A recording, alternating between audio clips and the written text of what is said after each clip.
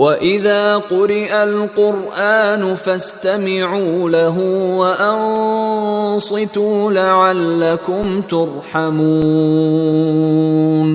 أعوذ بالله من الشيطان الرجيم. بسم الله الرحمن الرحيم. وإذا سمعوا ما أنزل إلى الرسول ترى أعينهم تفيض من الدمع مما عرفوا من الحق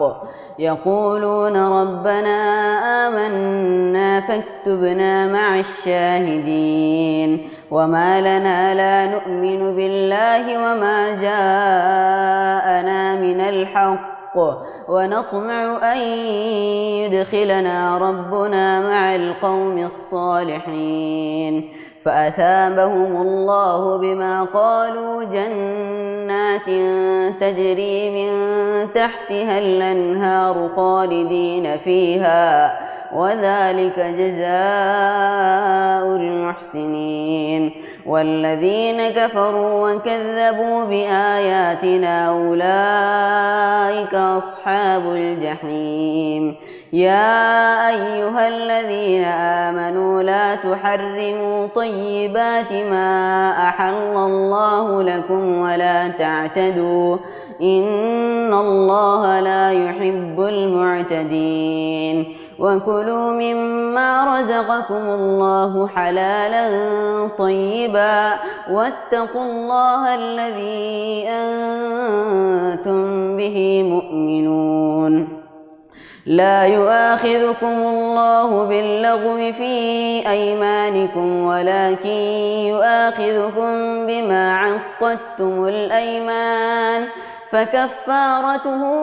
إطعام 10 مساكين من أوسط ما تطعمون أهليكم أو كسوتهم أو تحرير رقبة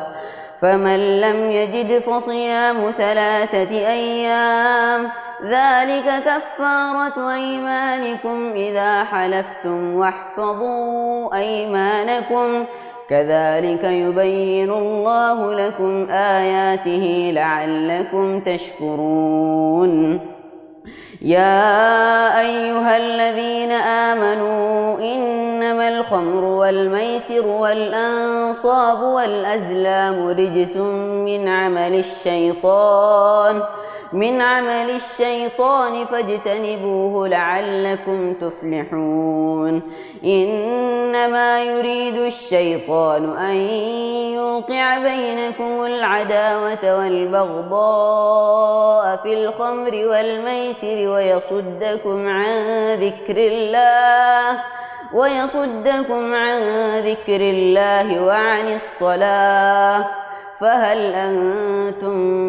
منتهون. وأطيعوا الله وأطيعوا الرسول واحذروا فإن توليتم فاعلموا أنما على رسولنا البلاغ المبين. ليس على الذين آمنوا وعملوا الصالحات جناح فيما طعموا إذا ما اتقوا وآمنوا وعملوا الصالحات ثم اتقوا وآمنوا ثم اتقوا وأحسنوا والله يحب المحسنين. يا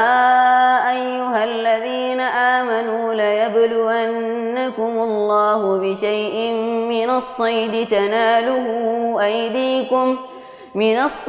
تناله أيديكم ورماحكم ليعلم الله من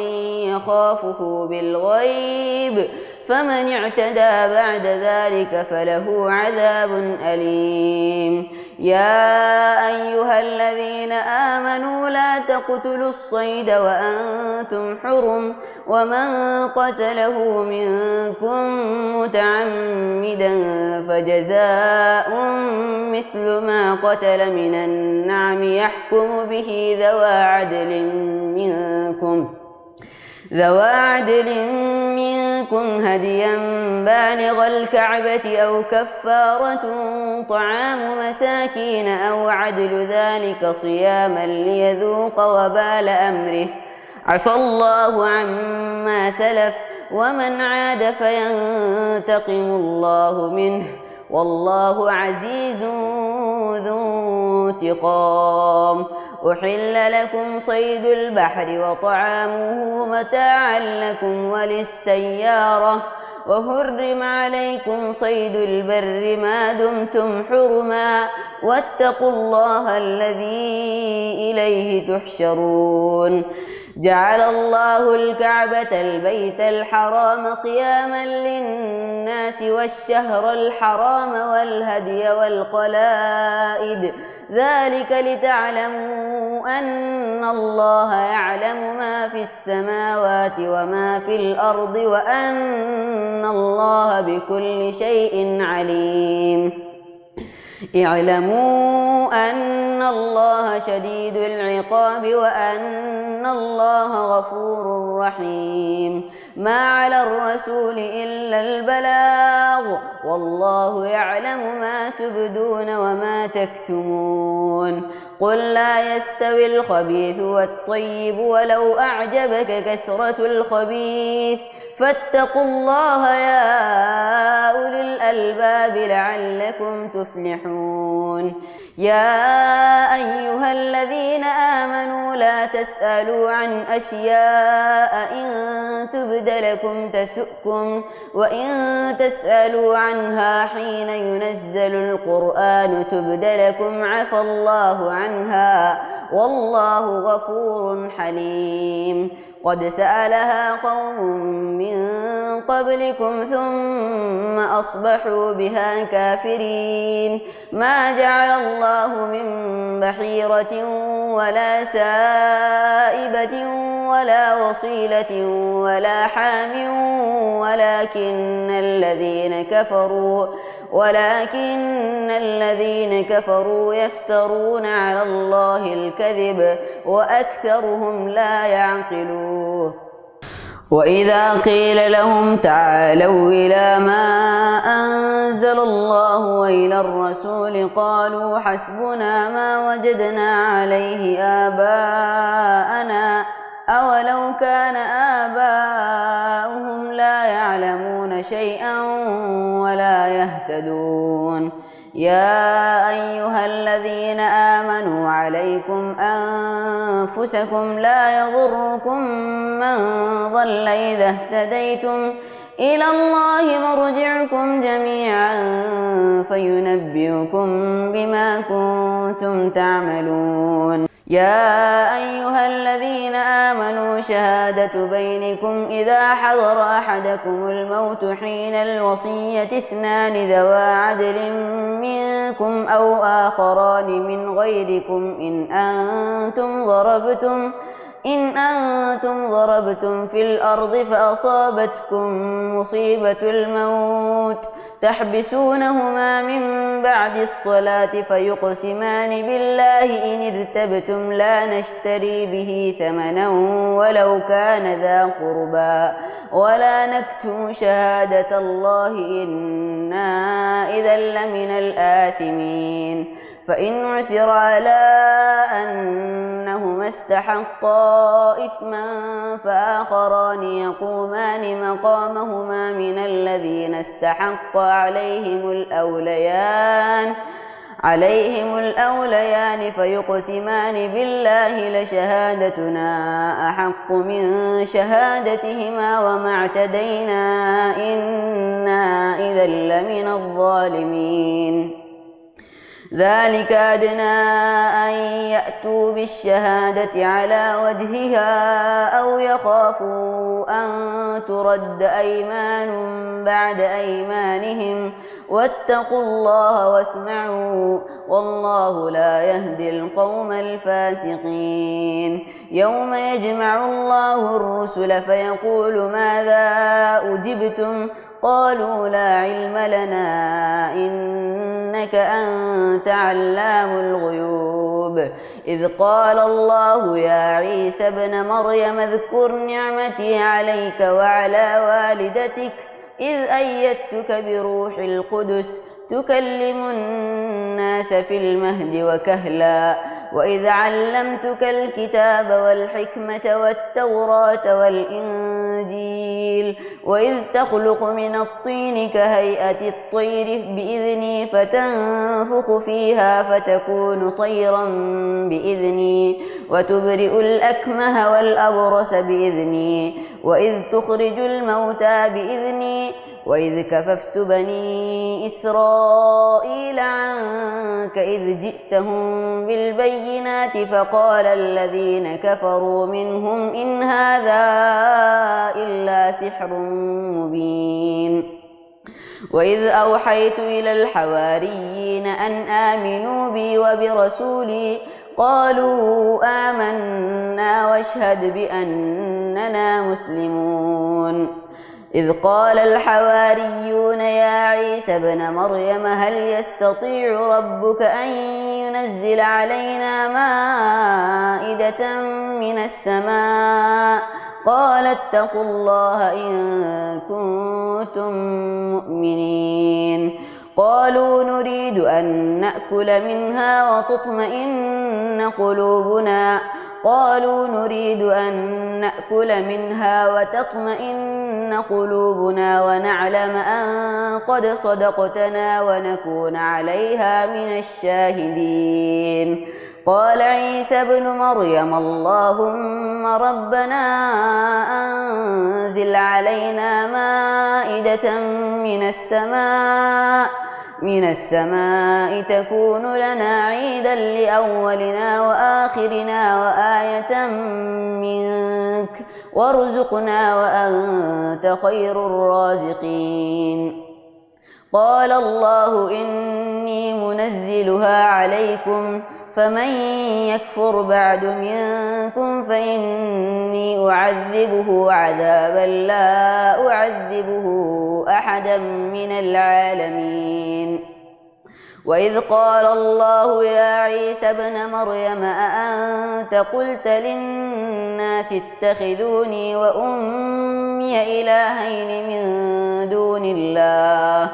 قال سبحانك ما يكون لي أن أقول ما ليس لي بحق إن كنت قلته فقد علمته تعلم ما في نفسي ولا أعلم ما في نفسك إنك أنت علام الغيوب ما قلت لهم إلا ما أمرتني به أن اعبدوا الله ربي وربكم وكنت عليهم شهيدا ما دمت فيهم فلما توفيتني كنت أنت الرقيب عليهم وأنت على كل شيء شهيد إن تعذبهم فإنهم عبادك وإن تغفر لهم فإنك أنت العزيز الحكيم قال الله هذا يوم ينفع الصادقين صدقهم لهم جنات تجري من تحتها الأنهار خالدين فيها أبدا رضي الله عنهم ورضوا عنه ذلك الفوز العظيم لله ملك السماوات والأرض وما فيهن وهو على كل شيء قدير بسم الله الرحمن الرحيم الحمد لله الذي خلق السماوات والأرض وجعل الظلمات والنور ثم الذين كفروا بربهم يعدلون هو الذي خلقكم من طين ثم قضى أجلا وأجل مسمى عنده ثم أنتم تمترون وهو الله في السماوات وفي الأرض يعلم سركم وجهركم ويعلم ما تكسبون وما تأتيهم من آية من آيات ربهم إلا كانوا عنها معرضين فقد كذبوا بالحق لما جاءهم فسوف يأتيهم أنباء ما كانوا به يستهزئون ألم يروا كم أهلكنا من قبلهم من قرن مكناهم في الأرض ما لم نمكن لكم وأرسلنا السماء عليهم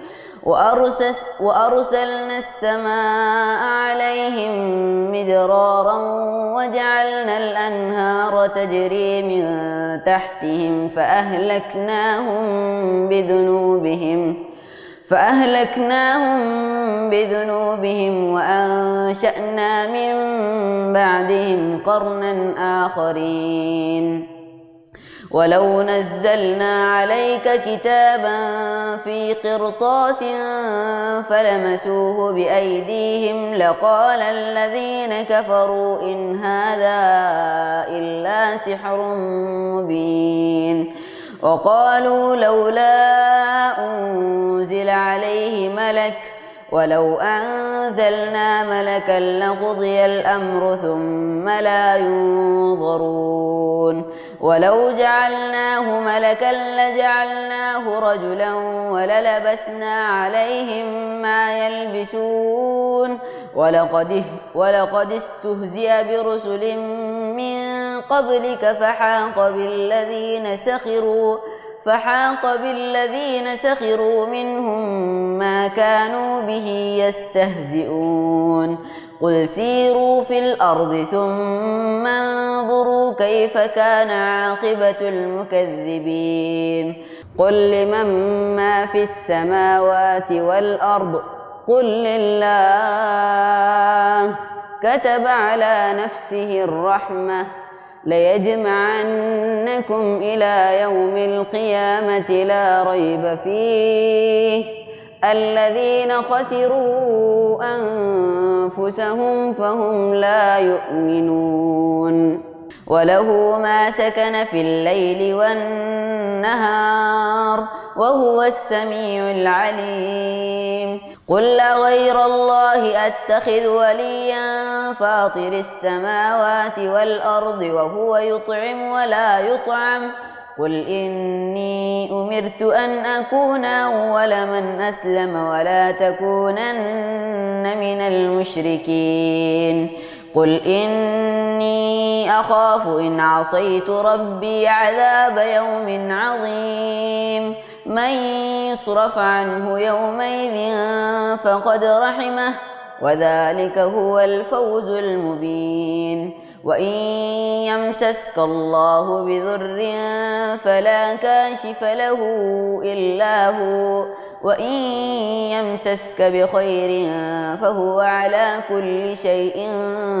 قدير وهو القاهر فوق عباده وهو الحكيم الخبير قل أي شيء أكبر شهادة قل الله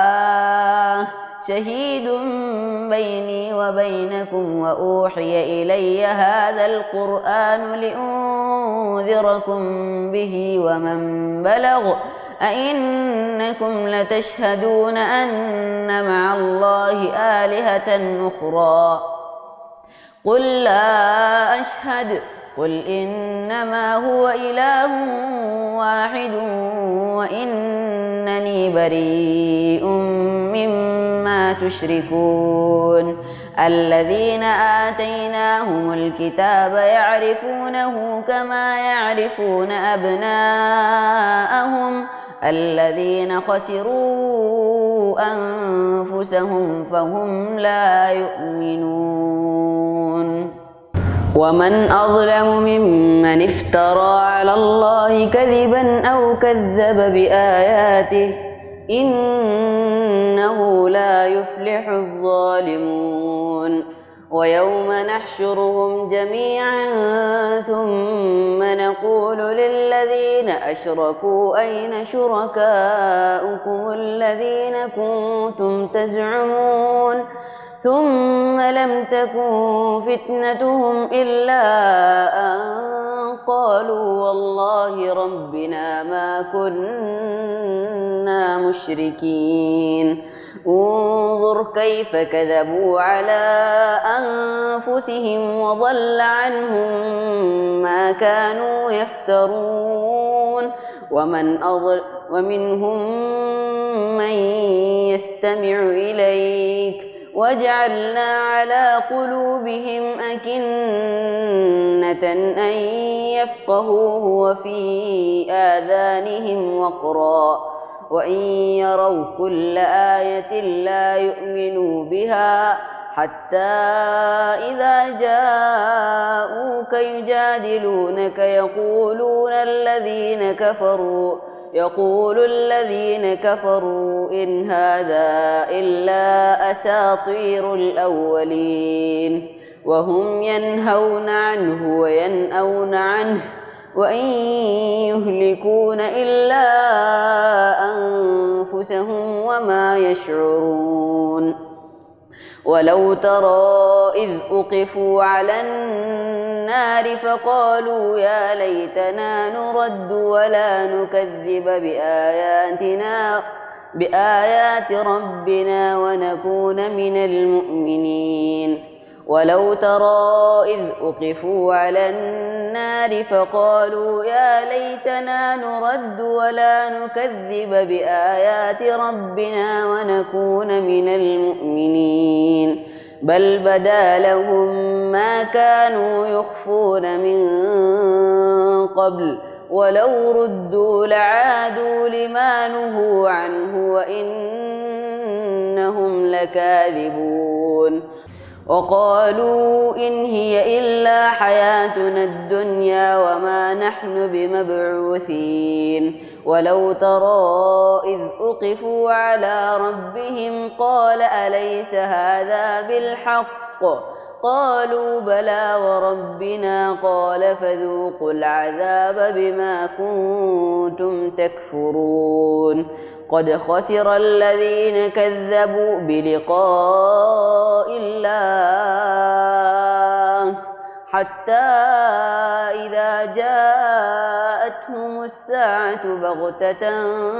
قالوا يا حسرتنا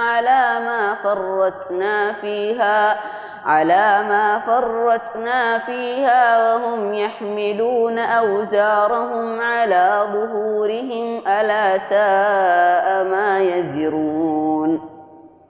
وما الحياة الدنيا إلا لعب وله وللدار الآخرة خير للذين يتقون أفلا تعقلون قد نعلم إنه ليحزنك الذي يقولون فإنهم لا يكذبونك ولكن الظالمين بآيات الله يجحدون ولقد كذبت رسل من قبلك فصبروا على ما كذبوا وأوذوا حتى أتاهم نصرنا ولا مبدل لكلمات الله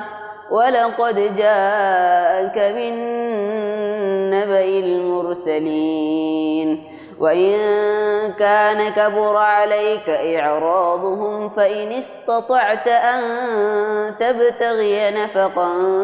في الأرض أو سلما في السماء فتأتيهم بآية ولو شاء الله لجمعهم على الهدى فلا تكونن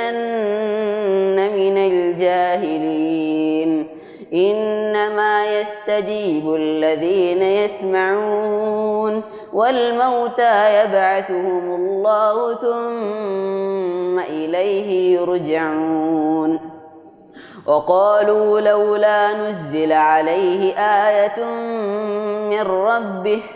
قل إن الله قادر على أن ينزل آية ولكن أكثرهم لا يعلمون وما من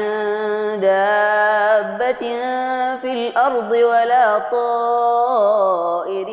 يطير بجناحيه إلا أمم أمثالكم ما فرطنا في الكتاب من شيء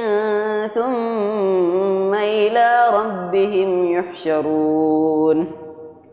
والذين كذبوا بآياتنا صم وبكم في الظلمات من يشاء الله يضلله ومن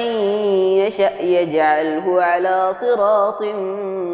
مستقيم قل أرأيتكم إن أتاكم عذاب الله أو أتتكم الساعة أغير الله تدعون إن كنتم صادقين بل إياه تدعون فيكشف ما تدعون إليه إن شاء وتنسون ما تشركون ولقد أرسلنا إلى أمم من قبلك فأخذناهم بالبأساء والضراء لعلهم يتضرعون فلولا إذ جاءهم بأسنا تضرعوا ولكن قست قلوبهم وزين لهم الشيطان ما كانوا يعملون فلما نسوا ما ذكروا به فتحنا عليهم أبواب كل شيء حتى إذا فرحوا بما أوتوا أخذناهم بغتة فإذا هم مبلسون فقطع دابر القوم الذين ظلموا والحمد لله رب العالمين قل أرأيتم إن أخذ الله سمعكم وأبصاركم وختم على قلوبكم من إله غير الله يأتيكم به انظر كيف نصرف الآيات ثم هم يصدفون قل أرأيتكم إن أتاكم عذاب الله بغتة أو جهرة هل يهلك إلا القوم الظالمون وما نرسل المرسلين إلا مبشرين ومنذرين فمن آمن وأصلح فلا خوف عليهم ولا هم يحزنون والذين كذبوا بآياتنا يمسهم العذاب بما كانوا يفسقون قل لا أقول لكم عندي خزائن الله ولا أعلم الغيب ولا أقول لكم إني ملك إن أتبع إلا ما يوحى إلي قل هل يستوي الأعمى والبصير أفلا تتفكرون وأنذر به الذين يخافون أن يحشروا إلى ربهم ليس لهم من دونه ولي ولا شفيع لعلهم يتقون ولا تطرد الذين يدعون ربهم بالغداة والعشي يريدون وجهه ما عليك من حسابهم من شيء وما من حسابك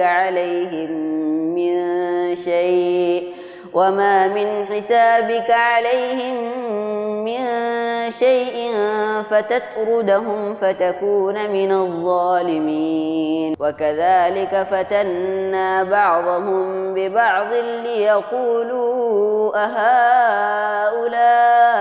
من الله عليهم من بيننا أليس الله بأعلم بالشاكرين وإذا جاءك الذين يؤمنون بآياتنا فقل سلام عليكم كتب ربكم على نفسه الرحمة أنه من عمل منكم سوءا بجهالة ثم تاب من بعده وأصلح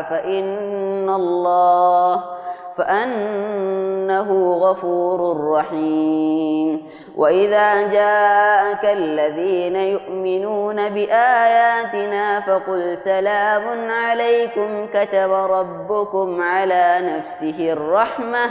أنه من عمل منكم سوءا بجهالة ثم تاب من بعده وأصلح فأنه غفور رحيم. وكذلك نفصل الآيات ولتستبين سبيل المجرمين. قل إني نهيت أن أعبد الذين تدعون من دون الله قل لا أتبع أهواءكم قد ضللت إذا وما أنا من المهتدين. قل إني على بينة من ربي وكذبتم به ما عندي ما تستعجلون به إن الحكم إلا لله يقص الحق وهو خير الفاصلين. قل لو أن عندي ما تستعجلون به لقضي الأمر بيني وبينكم والله أعلم بالظالمين. وعنده مفاتح الغيب لا يعلمها إلا هو ويعلم ما في البر والبحر وما تسقط من ورقة إلا يعلمها ولا حبة في ظلمات الأرض ولا رطب ولا يابس إلا في كتاب مبين. وهو الذي يتوفاكم بالليل ويعلم ما جرحتم بالنهار ثم يبعثكم فيه ليقضى أجل مسمى ثم إليه مرجعكم ثم ينبئكم بما كنتم تعملون. وهو القاهر فوق عباده ويرسل عليكم حفظه حتى إذا جاء أحدكم الموت توفته رسلنا وهم لا يفرطون ثم ردوا إلى الله مولاهم الحق ألا له الحكم وهو أسرع الحاسبين. قل من ينجيكم من ظلمات البر والبحر تدعونه تضرعا وخفية لئن أنجانا من هذه لنكونن من الشاكرين. قل الله ينجيكم منها ومن كل كرب ثم أنتم تشركون. قل هو القادر على أن يبعث عليكم عذابا من فوقكم أو من تحت أرجلكم أو يلبسكم شيعا ويذيق بعضكم بأس بعض انظر كيف نصرف الآيات لعلهم يفقهون. وكذب به قومك وهو الحق قل لست عليكم بوكيل. لكل نبأ مستقر وسوف تعلمون. وإذا رأيت الذين يخوضون في آياتنا فأعرض عنهم حتى يخوضوا في حديث غيره وإما ينسينك الشيطان فلا تقعد بعد الذكرى مع القوم الظالمين. وما على الذين يتقون من حسابهم من شيء ولكن ذكرى لعلهم يتقون. وذر الذين اتخذوا دينهم لعبا ولهوا وغرتهم الحياة الدنيا وذكر به أن تبسل نفس بما كسبت ليس لها من دون الله ولي ولا شفيع وإن تعدل كل عدل لا يؤخذ منها أولئك الذين أبسلوا بما كسبوا لهم شراب من حميم وعذاب أليم بما كانوا يكفرون. قل أندعو من دون الله ما لا ينفعنا ولا يضرنا ونرد على أعقابنا بعد إذ هدانا الله كالذي استهوته الشياطين في الأرض حيران له أصحاب يدعونه إلى الهدى ائتنا قل إن هدى الله هو الهدى وأمرنا لنسلم لرب العالمين وأن أقيموا الصلاة واتقوه وهو الذي إليه تحشرون. وهو الذي خلق السماوات والأرض بالحق ويوم يقول كن فيكون قوله الحق وله الملك يوم ينفخ في الصور عالم الغيب والشهادة وهو الحكيم الخبير. وإذ قال إبراهيم لأبيه آزر أتتخذ أصناما آلهة إني أراك وقومك في ضلال مبين. وكذلك نري إبراهيم ملكوت السماوات والأرض وليكون من الموقنين. فلما جن عليه الليل رأى كوكبا قال هذا ربي فلما أفل قال لا أحب الآفلين. فلما رأى القمر بازغا قال هذا ربي فلما أفل قال لئن لم يهدني ربي لأكونن من القوم الضالين. فلما رأى الشمس بازغة قال هذا ربي هذا أكبر فلما أفلت قال يا قوم إني بريء مما تشركون إني وجهت وجهي للذي فطر السماوات والأرض حنيفا وما أنا من المشركين. وحاجه قومه قال أتحاجوني في الله وقد هدان ولا أخاف ما تشركون به إلا أن يشاء ربي شيئا وسع ربي كل شيء علما أفلا تتذكرون. وكيف أخاف ما أشركتم ولا تخافون أنكم أشركتم بالله ما لم ينزل به عليكم سلطانا فأي الفريقين أحق بالأمن إن كنتم تعلمون. الذين آمنوا ولم يلبسوا إيمانهم بظلم أولئك لهم الأمن وهم مهتدون. مهتدون وتلك حجتنا آتيناها إبراهيم على قومه نرفع درجات من نشاء إن ربك حكيم عليم ووهبنا له إسحاق ويعقوب كلا هدينا ونوحا هدينا من قبل ومن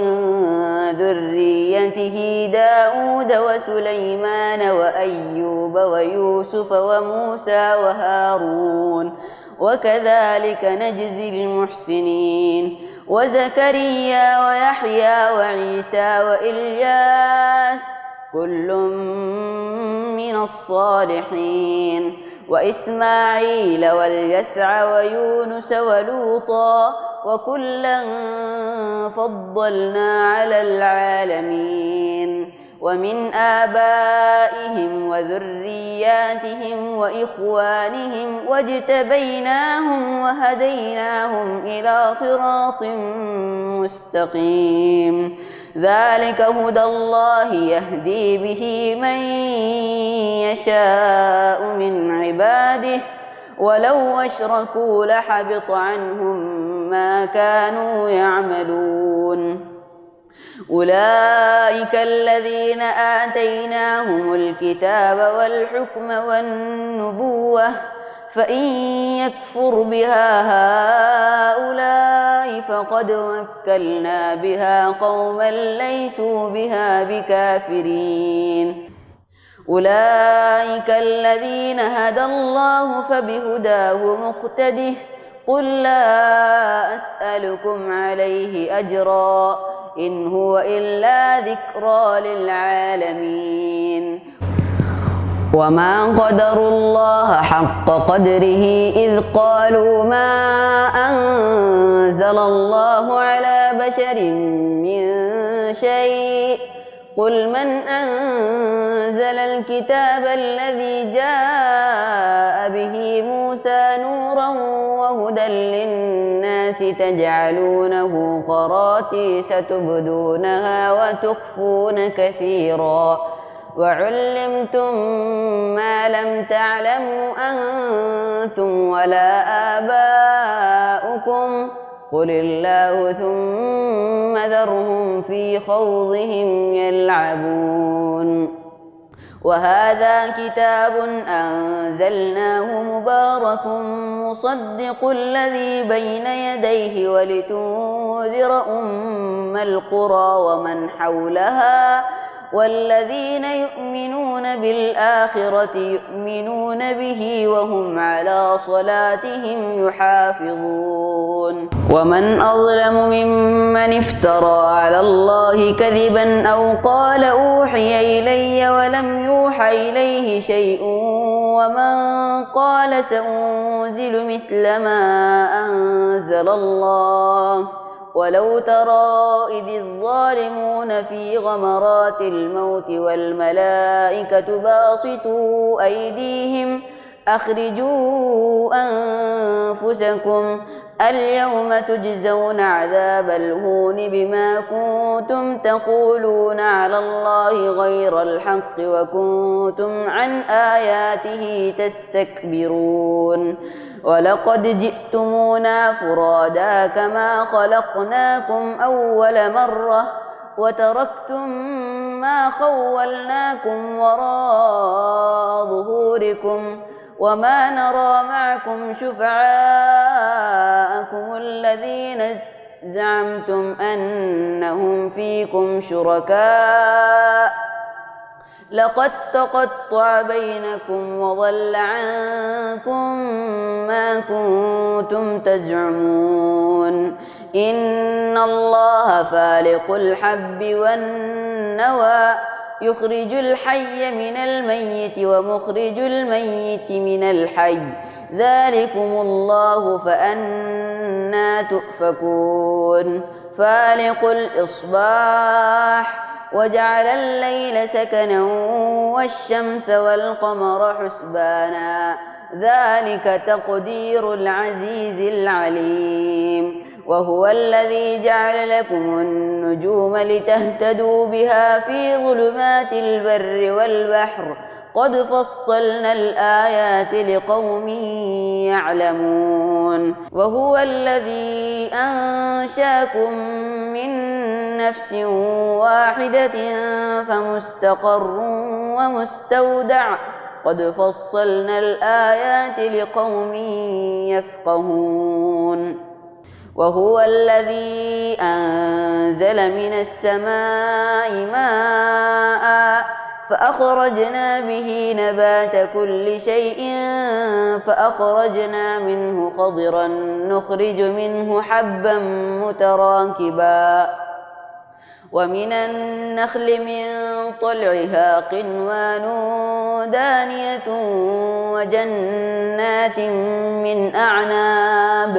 وجنات من أعناب والزيتون والرمان مشتبها وغير متشابه